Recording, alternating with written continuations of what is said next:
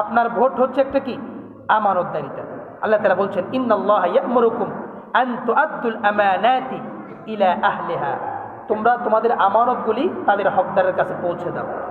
তাহলে যোগ্য ব্যক্তি ভোটের প্রাপ্য, তা আপনি যোগ্য ব্যক্তিকে না দিয়ে অযোগ্য ব্যক্তিতে দিলে তাহলে আপনি আমানতের খেয়ানত করেছেন।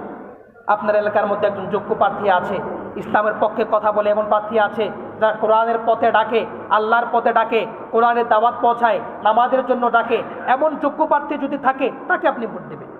আর তাকে বাদ দিয়ে যদি অযোগ্য মূর্খ এমন ব্যক্তিদেরকে যদি আপনারা ভোট প্রদান করেন তাহলে আপনারাই কষ্ট পাবেন। আপনারা কি পাবেন? কষ্ট পাবেন।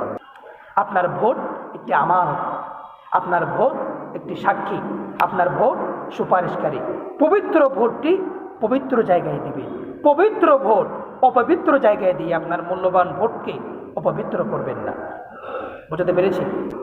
পবিত্র ভোট পবিত্র জায়গায় দিয়ে একজন ভালো যোগ্য প্রার্থীকে নির্বাচিত করার জন্য, যে কিনা ইসলামের স্বার্থে কাজ করবে, যে কিনা দেশের স্বার্থে কাজ করবে, যে কিনা জনগণের স্বার্থে কাজ করবে, যে কিনা জনগণের স্বার্থে এগিয়ে যাবে, ওই ব্যক্তিদেরকে আপনারা সংসদে নিয়ে যাবেন।